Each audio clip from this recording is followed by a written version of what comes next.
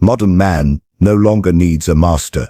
Pleasure rules him now. Comfort has replaced meaning, and the pursuit of ease has become the new slavery. The more we indulge, the less alive we truly become. We like to believe we are free, free to choose, free to live as we please. But what if that freedom is only an illusion carefully wrapped in comfort? In our world today, pleasure is everywhere, glowing on our screens, whispering through advertisements, built into every app, every meal, every convenience. We don't have to struggle for much anymore. The world has been designed to give us what we want almost instantly, and yet this very abundance, this endless access to comfort, is what quietly enslaves us. Freedom used to mean the ability to act on our own will, but our will has been hijacked by the constant lure of small pleasures. Every time we feel a hint of discomfort, we reach for something, a distraction, a scroll, a snack, a sip, anything to avoid feeling uneasy. We've built a society that tells us to never feel bored, never feel lonely, never feel hungry, never feel pain. But in protecting ourselves from all that is uncomfortable, we've also protected ourselves from all that is real. We no longer decide what we want. Algorithms decide for us. They feed us what feels good, what keeps us watching, what keeps us scrolling. We've mistaken this constant stimulation for choice, but it's only a loop, a cycle of craving and relief that keeps us obedient. Like lab rats pressing a lever for a hit of dopamine, we chase the next pleasure, believing it's freedom when it's really conditioning. Think about it. When was the last time you sat in silence without reaching for your phone? When was the last time you chose to face discomfort instead of escaping it? We don't realize how dependent we've become on external sources of satisfaction. It's subtle, it's comfortable, and that's what makes it dangerous. True control isn't taken by force anymore. It's surrendered willingly in exchange for ease. We trade our attention for entertainment, our time for convenience, our presence for stimulation, and each trade feels harmless, even pleasurable. But with every surrender, our ability to be still, to think deeply, to choose consciously, it fades a little more. The illusion of freedom is maintained by pleasure, because as long as we're comfortable, we don't question, we don't resist, and we certainly don't grow. Our ancestors fought for freedom from kings and tyrants. We now fight a quieter, more deceptive battle, one against the comforts that dull our spirit. We've mistaken pleasure for happiness and comfort for peace. But happiness without struggle becomes emptiness, and peace without purpose becomes numbness. The pursuit of pleasure, when left unchecked, doesn't lead to freedom. It leads to dependence. Dependence on systems, devices, substances, routines that tell us what to feel and when to feel it. Freedom isn't the ability to indulge in every desire. It's the power to rise above them. It's choosing meaning over ease, discipline over distraction. It's daring to feel uncomfortable long enough to find what truly matters. Because only when we stop running from discomfort can we see what lies beneath, the raw, unfiltered truth of who we are. So the question isn't whether we're free, it's whether we're willing to be. And the moment we stop confusing pleasure with freedom, that's when we truly begin to live. We live in an age where comfort has become the highest pursuit. Everything around us is designed to make life easier: faster delivery, softer chairs, smoother screens, shorter paths to satisfaction. But there's a dangerous truth buried beneath this ease. Comfort, when worshipped, kills the very spirit that makes us alive. We think we're advancing toward a better life, yet every step toward comfort seems to move us one step further away from purpose.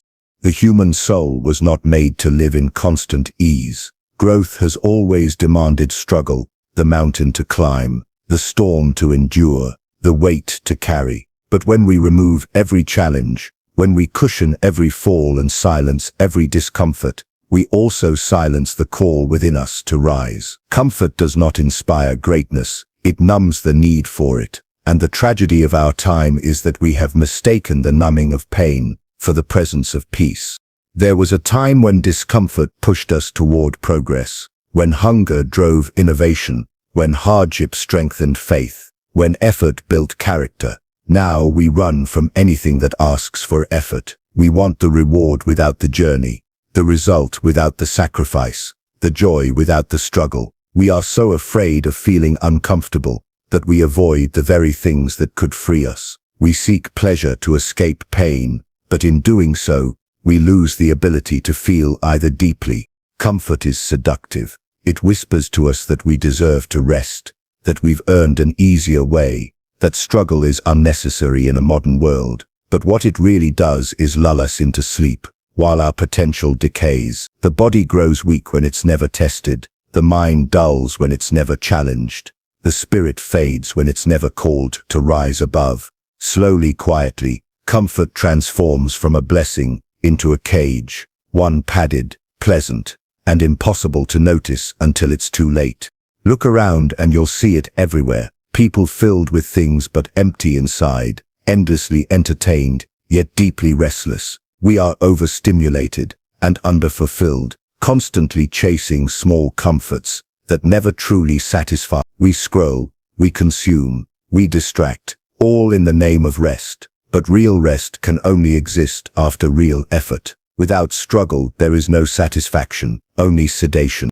The greatest danger of comfort is not that it makes us lazy, but that it convinces us we are fine when we are not. It whispers, stay where you are, even when life is asking us to grow. It keeps us quiet when we should speak, still when we should move, satisfied when we should hunger for more. And the longer we remain in that state, the more our inner fire fades, the fire that once burned for justice, for creation, for meaning. True peace is not the absence of struggle, it is the presence of purpose, and purpose cannot survive where comfort reigns unchecked. If we wish to reclaim our strength, we must be willing to face discomfort again, to stand in the heat of challenge, to walk through the valley of uncertainty, to feel the sting of effort and the ache of growth. Because only when we confront what is difficult do we discover who we truly are. So, my friends, do not pray for life to be easy. Pray for the strength to endure what is hard, for it is through the fires of discomfort that the human spirit is refined, and only through struggle do we rise into our full humanity.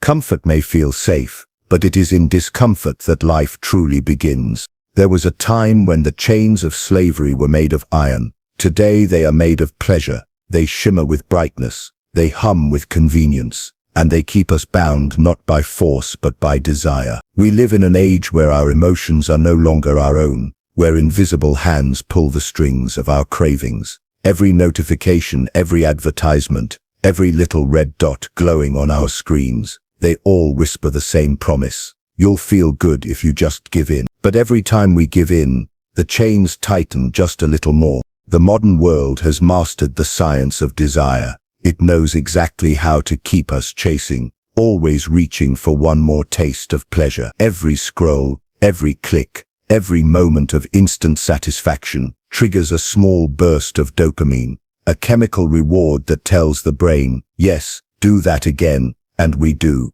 again and again. We are caught in a cycle of craving and relief, not realizing that what we call choice has become a reaction. What we call enjoyment has become dependency.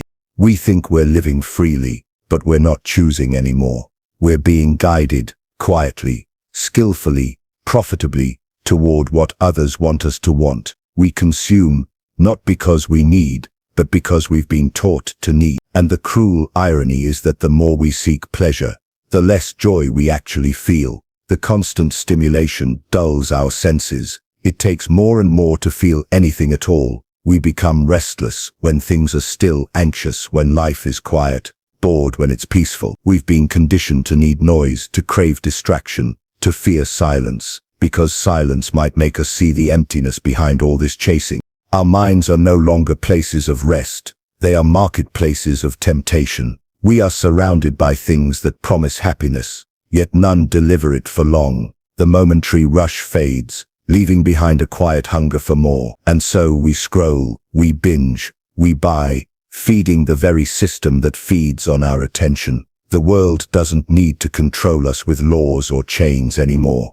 It only needs to control our desires. When pleasure becomes the master, discipline becomes the slave. We are told this is progress, that life has never been easier or more enjoyable. But what kind of progress leaves us weaker in spirit, emptier in heart, and more dependent than ever? What kind of freedom is it when our peace depends on a device, when our worth depends on validation, when our time is sold in exchange for stimulation? We are living in the age of dopamine slavery, and we don't even see it, because the cage is made of comfort. If we wish to be free again, we must reclaim the sacred art of restraint. We must remember how to say no, not because pleasure is evil, but because anything that controls us cannot be good. Freedom is not found in indulgence, but in mastery. The man who can say no to his impulses, who can be still amid noise, who can choose meaning over momentary relief, that is the man who is truly free. The power we seek will never be found in what pleases us most, but in what challenges us most. The world offers us comfort disguised as happiness, distraction disguised as purpose. But the truth remains, every time we surrender our attention, we surrender a piece of our soul. And if we do not learn to master our desires will surely master us. There comes a time when a person must look around and ask, is this really freedom? We live in a world overflowing with pleasure, comfort, and convenience, yet something deep within us feels caged. We chase what feels good, but we are haunted by an emptiness that comfort can never fill. And so, if we truly wish to live, not merely exist, we must learn to escape the trap of pleasure and return to the path of discipline, purpose, and conscious living. Escaping the trap does not mean rejecting pleasure altogether. Pleasure has its place. It was meant to refresh the spirit, not rule it. But somewhere along the way, we began to serve what was meant to serve us. We lost balance. We began to live for the next thrill, the next comfort, the next distraction. And when life no longer gave us these things, we felt lost, restless, angry, as though something had been taken from us. But nothing was taken. It was only that we had forgotten how to live without being constantly entertained. The first step toward freedom is awareness. To see clearly how we've been living. To recognize how our habits have shaped us into obedient consumers, instead of conscious beings. We cannot fight what we refuse to see. The world today doesn't enslave through fear, it enslaves through comfort. It doesn't silence voices, it numbs them. And if we want to reclaim our humanity, we must awaken from that numbness, and remember that discomfort is not our enemy, it is our teacher. Discipline is the bridge between who we are and who we are meant to be. It is the quiet rebellion against the chaos of pleasure. It's waking up when it's easier to stay in bed. It's choosing to create when it's easier to consume. It's saying no when the world tells you to say yes. Discipline is not punishment. It is liberation. It is the path back to meaning. Because meaning is not found in the easy things. It's born from struggle, forged through sacrifice, and sustained by purpose.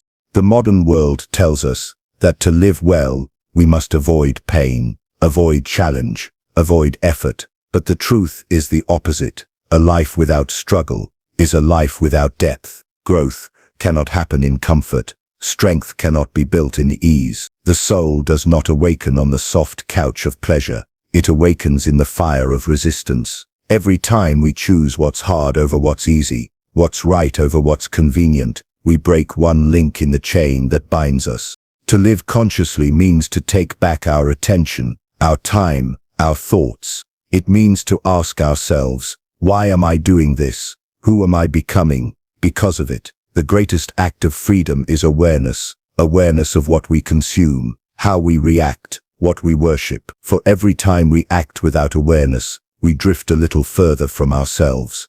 And so, escaping the trap is not about renouncing pleasure, but about reclaiming control. It's about choosing when to indulge and when to abstain. It's about remembering that the purpose of life is not to feel good all the time, but to become good, to live deeply, to love meaningfully, and to serve something greater than ourselves. We must learn once again to endure discomfort, to sit in silence, to walk without distraction, to think without stimulation, because when the noise fades and the pleasures quiet down, that's when truth begins to speak. That's when we discover that freedom was never in the pleasure, it was in the power to choose beyond it. And when we master ourselves, no pleasure, no comfort, and no system can ever enslave us again. In the end, the greatest battle is not against the world, it is within the mind. Every craving, every distraction, every desire that pulls us outward is a reflection of something we have yet to master inside. The mind is both the key and the cage. When ruled by impulse, it leads us toward endless consumption, but when guided by awareness, it becomes the source of our liberation. We are not meant to live as prisoners of pleasure, reacting to every signal that promises relief. We are meant to choose to act with intention, to shape our own inner landscape instead of being shaped by it. True freedom begins the moment we stop chasing sensations and start understanding them, to observe desire without obeying it, to feel discomfort without fleeing from it. That is psychological strength. That is awakening. Because the real chains of modern life are invisible. They live in the nervous system, in the habits of thought, in the subtle fear of stillness. And only through awareness, deep, honest, unwavering awareness, can those chains begin to dissolve.